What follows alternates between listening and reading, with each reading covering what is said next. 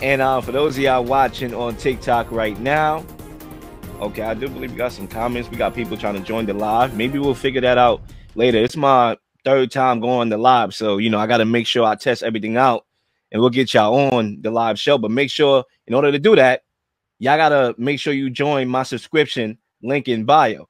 Y'all subscribe, and then y'all get the perks. Y'all can come on the live. We'll have y'all on the show, give y'all opinion, and we'll keep it moving. But anyway, we are going to move on to topic number 2, and we are going to talk about Deshaun. Okay, Deshaun Watson and his injury that happened yesterday that we definitely have to talk about. Come on out, you rapist! Wow. All right, let's talk about Deshaun.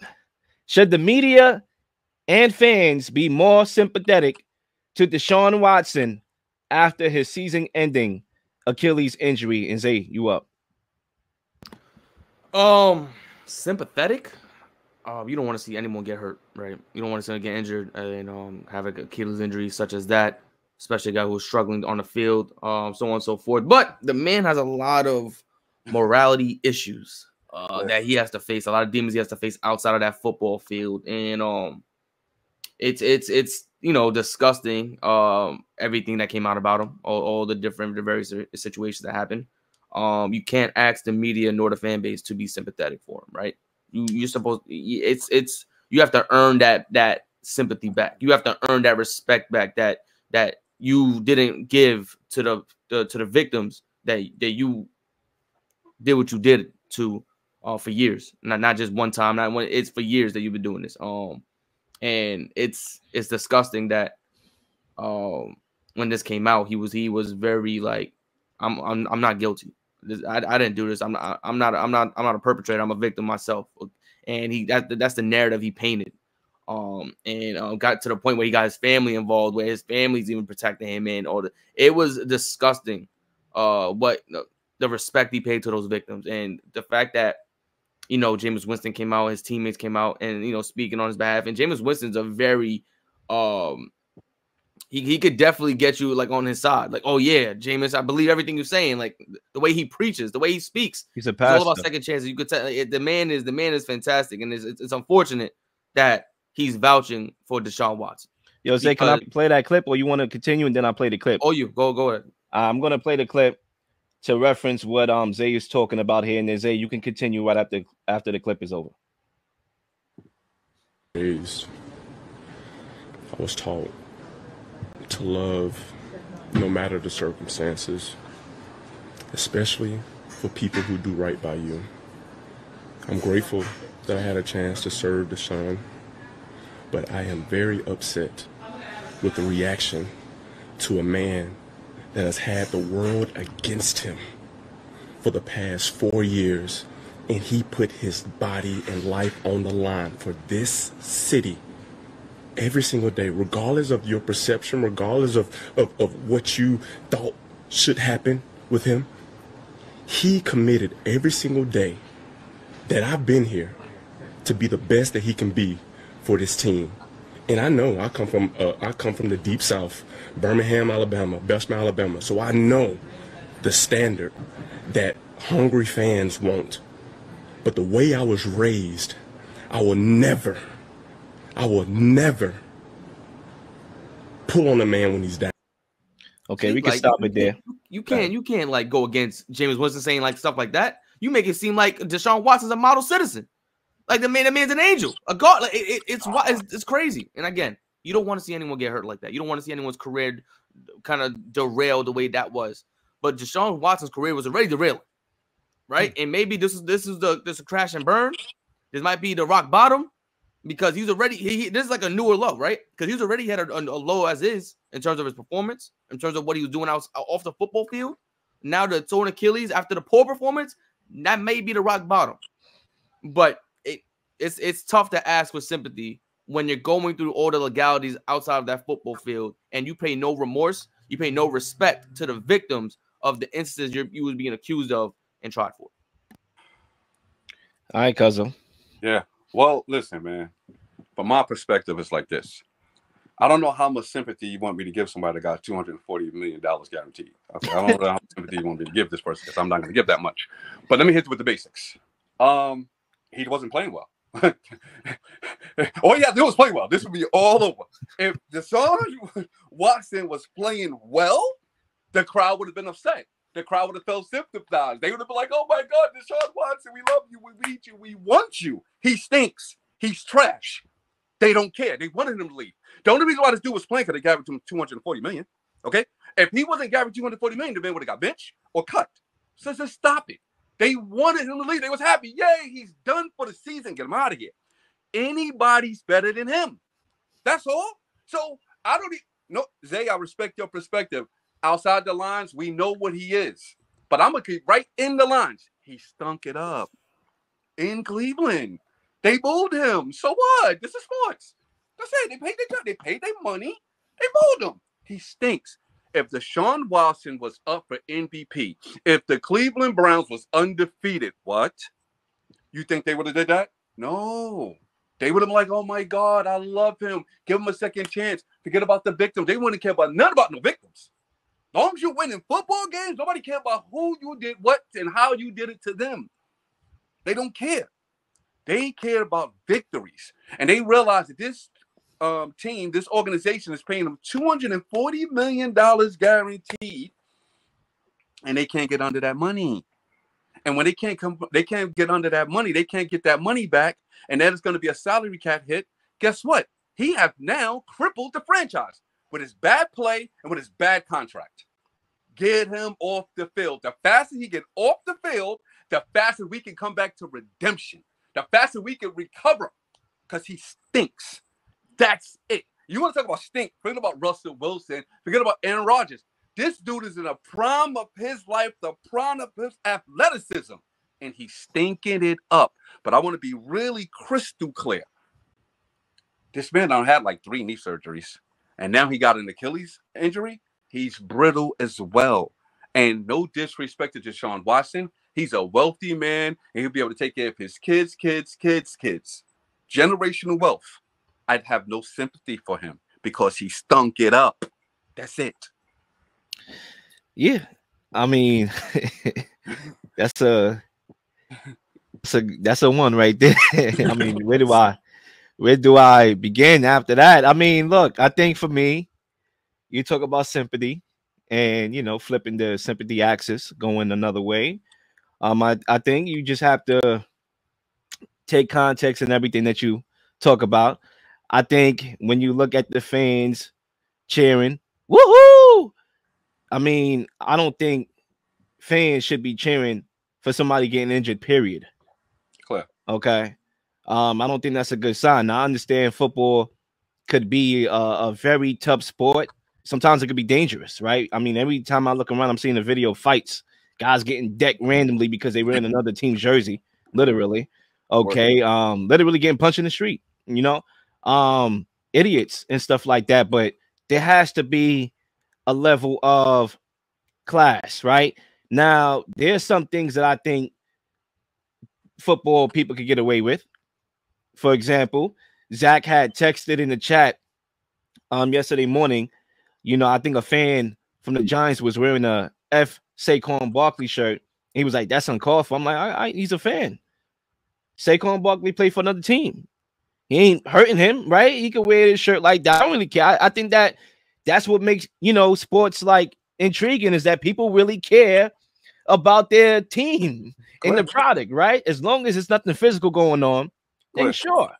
So I think we definitely have came to a sensitive generation where a lot of people want sympathy over chastising when you need to be chastised. I do think we live in a soft era, and those who watch my show know that I believe that firmly. However, booing a player at his most vulnerable state, you know, that can't be something that especially home fans is doing. Especially home fans. That's uncalled for. So there should be a level of class there, right? Now, if we talk about sympathy long term, no, I don't have sympathy long term for Deshaun. He's a rich man. He can pay my bills with ease, okay? Literally, right? I feel sorry for me, not him, Okay, but that's neither here or there.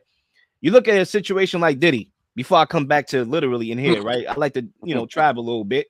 Yeah, I mean? hit me with it. You look at a situation like Diddy going on in the music industry. Now that the world is falling beneath his shoes, right? Now that he's getting all those riches pulled away from him, should I be sympathetic when he literally is out here blowing guys' backs out? Okay. When he's blackmailing guys, literally. I'm going to stick to the lines here. No, I don't got no sympathy for Diddy because he was an idiot. He was moving like he was the biggest Don Dada. And guess what? Life humbles you. And I think to a certain extent, Deshaun Watson got humbled by life. When you do things like how he did things, trust me, he had a lot of money. When he was with those massage therapists or whatever they are, he was like, listen, I got bands. He felt that he was untouchable to pull off something like that. Because no regular human being would do something like that. Absolutely not. Okay? Only a person with status would do something like what he did and what Diddy did. Okay? You tell a random dude and you're broke, you tell a random dude, drop down and give me 10, he gonna smack you upside the head. But if you got money, he giving you 100. Okay? That's the reality of the situation. He used his money and name to do what he did. And guess what? Life humbled him with the injuries that started to stockpile last year. He was playing the best game of his career last year against the Ravens. And what happened? Injury. Okay, what happened yesterday? Injury. So no, it comes with life. I'm not sympathetic, but I am siding with Jameis Winston when he say you don't do that. You don't cheer and boo when Deshaun Watson clearly is having one of the lowest points of his career with an injury like that. So that's why I stand. I respect it. I could show compassion, right? That's what you want right there at this point. Hey, show a little compassion. But I think the perspective, Jameis Winston, no disrespect to him, I don't think the fans was booing that he got injured. And that's where I kind of stand. Like, I don't know if they booing because he got injured. I believe they booed because he stinks. And they wanted him off the team. Like, that's pretty much it. If Deshaun Watson was in a regular situation, he would have got benched already, or he would have got cut. But he's not, and because of that unique contract that he got, he set the quarterback market, and everybody is now with his guaranteed contracts. So the fans booed him because they was like happy that get out of here. I don't necessarily think they're like, yep, suffer, you're in pain, I want you to suffer. I don't think that was where the maliciousness of the booing came from. I think this booing rooted came from winning and losing. Now, unless I'm wrong, if I heard somebody saying, I hope he's in pain, I hope he's suffering. Yeah, I believe they was cheering, but I could or cheering him that he's in pain or suffering, then I might could change my perspective. I don't know that for sure. I'm looking at it, if I was a fan of the Cleveland Browns, I would have been happy that Deshaun Watson got hurt. Get him off the field because he stinks. Yeah. I mean, this is one of my final points. I think the Watson injury probably saved Kevin Stefanski's job. Right. I felt like ownership pressured Stefanski to keep Watson as the QB1, despite him playing like the worst quarterback in football, to justify the contract.